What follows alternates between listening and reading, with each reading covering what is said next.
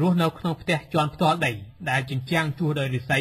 និងផ្នែកខ្លះបាំងដោយស្លឹកផងនោះអ្នកស្រីច្រាប់សុភាពបានទម្លាក់កំណាត់អុសនិងជាប់ពីដងដែលរៀបចំបំរុងបង្កាត់ភ្លើងចម្អិនអាហារពេលព្រឹកមុននឹងបន្តរបរដែលអ្នកស្រីធ្លាប់ប្រកបនេះគឺធ្វើចេឆាបលក់គ្រាន់ដោះស្រាយជីវភាពប្រចាំថ្ងៃស្ថិតក្នុងស្ថានភាពបែបនេះអ្នកស្រីបានឲ្យដឹងថាក្រោយពីប្តីរបស់អ្នកស្រីចុះចោលទៅមានស្រីថ្មីទៀតអស់រយៈពេលជាង5ឆ្នាំកន្លងមកនេះអ្នកស្រីត្រូវពុះពៀនៅអាមេរិកជីវិតដែលមានកូនស្រីអាយុប្រហែល5ឆ្នាំក្នុងជំនឿថានឹងមិនឲ្យធ្លាក់ក្នុងអត្តភាពដោយអ្នកស្រីនោះទេពលគឺត្រូវជំរុញឲ្យកូនស្រីមួយនេះបានចូលរៀនដោយអ្នកផ្សេងបើទោះជាអ្នកស្រីដឹងថាខ្លួនក្រីក្រយ៉ាងណាក្តីខ្ញុំចង់ឲ្យវាចេះចំណេះដូចថា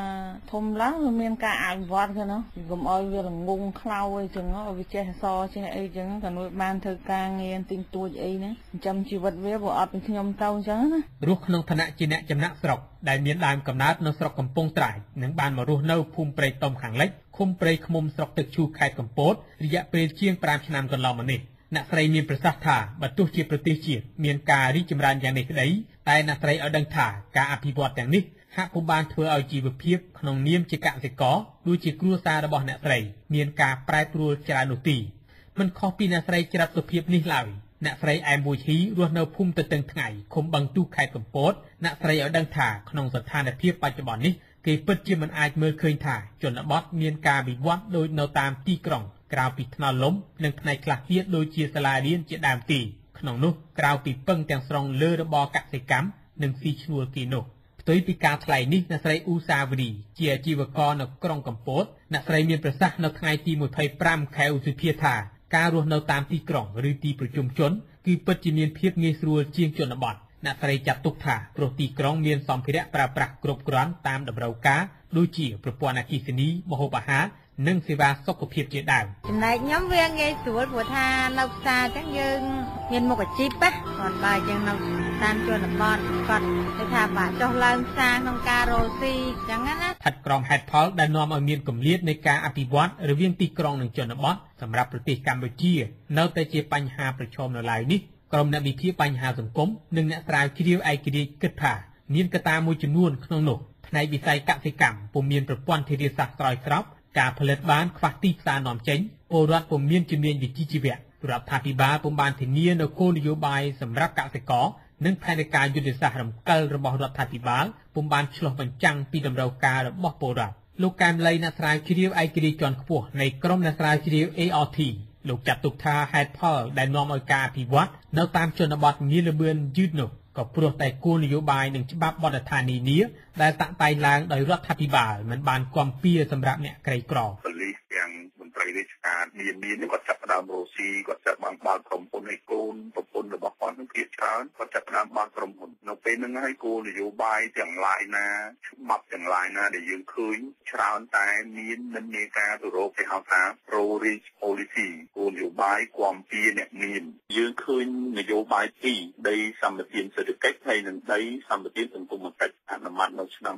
2005ដែលជាអនុក្រឹត្យគោលនយោបាយគេហៅថា pro rich policy នោះគាំទ្រអ្នកមាននឹងដើរលឿនណាស់គឺរហូតដល់ពេលនេះជាង2លានហិកតាដែលបានផ្ដល់ដីសម្បត្តិសេដ្ឋកិច្ចប៉ុន្តែបើដីសម្បត្តិសង្គមកិច្ចសម្រាប់ជួយអ្នកក្រីក្រអ្នកវេទនាជនពិការសោធននិវត្តន៍វិញយើងឃើញថាមានតិចតួចបំផុតទាំងថាទូរលេខនិងតបាក់នឹងរាប់នឹងហើយដែលរដ្ឋាភិបាលកំពុងតែដើរក្នុងរយៈពេល10ឆ្នាំហើយឥឡូវនេះគឺដើរបន្តទៅមុខទៀតអ្នកស្រីត្រីឈួនអ្នកសម្របសម្រួលសមាគមអាត់ហុកប្រចាំខេត្តកំពតអ្នកស្រីហៅការអនុវត្តច្បាប់របស់មន្ត្រីនៅថ្នាក់ក្រោមជាតិថាជាផ្នែកមួយដែលមិនមានជំនាញនិងសិទ្ធិក្នុងការសម្រេចចិត្តពុំមានប្រសិទ្ធភាពលើផែនការយុទ្ធសាស្ត្រជាពិសេសប្រព័ន្ធស្រោចស្រពលើវិស័យកសិកម្មពុំបានធានាដល់វិស័យមួយនេះនោះទេ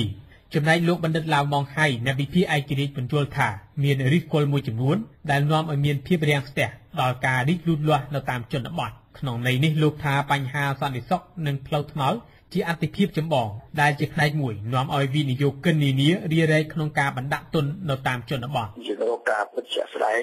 កុំអាគិតរឿងនយោបាយសន្តិភាពរឿងដែលប្រវត្តិសាស្ត្រអសន្តិសុខ ហើយនឹងផ្លូវចំណត់អ៊ុនតាក់ហ្នឹងគឺបើផ្លូវខ្លះហ្នឹងច្រើនទូទាំងប្រទេសនេះតាមពិតទៅទីក្រុងអីចឹងដែរបាទចាក៏ប៉ុន្តែទីក្រុងក៏គ្រាន់បើជាសយសុខជាងបើហើយបើមានវិនិយោគទុនឬប្រកបអាជីវកម្មអីហ្នឹងក៏នៅទីក្រុងនឹងច្រើនជាងរបាយការណ៍សិក្សាផ្នែកសេដ្ឋកិច្ចសង្គមរបស់ក្រសួងផែនការឆ្នាំ2009បានបង្ហាញថាពលរដ្ឋម្នាក់នៅតាមជនបទអាចរកចំណូលបាន$18ក្នុងមួយខែហើយក្នុងមួយគ្រួសារគេអាចរកចំណូលបាន$79ក្នុងមួយខែចំណែកអ្នកទីក្រុងក្នុងម្នាក់អាចរកចំណូលបាន$65ក្នុងមួយខែបើក្នុងមួយគ្រួសារគេអាចរកចំណូលបាន$307ក្នុងមួយខែរបាយការណ៍បន្តថាសម្រាប់ការចំណាយក្នុងម្នាក់នៅជនបទអស់$52ក្នុងមួយខែគិតជាមធ្យមក្នុងមួយគ្រួសារ$25ក្នុងមួយខែនៅគ្រាការចំណាយនៅទីក្រុងក្នុងម្នាក់$131ក្នុងមួយខែនិង$601គិតជាមធ្យមក្នុងមួយគ្រួសារបើតាមលោកកែមលីការចំណាយរបស់ពលរដ្ឋនៅតាមជនបទបានកើនឡើងរហូតដល់$33ក្នុងមួយខែពលគឺលើសពីប្រាក់ចំណូលដែលរកបានក្នុងន័យនេះលោកចាត់ទុកថាកត្តាជីវភាពនឹងជំរុញឲ្យអ្នកដែលគ្មានលទ្ធភាពបន្តធ្វើចំណាកស្រុកបន្ថែមទៀតយ៉ាងណាក៏ដោយផ្អែកលើបន្ទុកនេះលោកកែមលីមានប្រសាសន៍ថារបាយការណ៍របស់ធនាគារពិភពលោកចន្លោះពីឆ្នាំ2008រកឃើញថាគម្លាតនៃកំណើនក្នុងការអភិវឌ្ឍនៅតាមជនបទបន្តងើបឡើងថែមទៀតក្នុងន័យនេះក៏ព្រោះតែរដ្ឋាភិបាលកាត់បន្ថយលើការចំណាយសេវាសាធារណៈនិងបង្កើនការផ្គត់ផ្គង់លើវិស័យយោធាក្នុងរយៈពេល4ឆ្នាំចុងក្រោយនេះយើងឃើញថាឆ្នាំ2000រហូតមកដល់ឆ្នាំ2008ការចំណាយទៅលើការជួយអ្នកក្រីក្រហ្នឹងខ្ពស់ហើយការចំណាយទៅលើផ្នែកវិស័យយោធានឹងចុះជាបណ្ដារហូតដល់ក្រោម50%ប៉ុន្តែបើយើងមើលរបាយការណ៍ World Bank ពី2008មកដល់2011យើងឃើញថាការចំណាយខាងផ្នែកយោធានឹងកើនខ្ពស់វិញដោយសារតែមានបញ្ហាព្រំដែនដោយសារតែ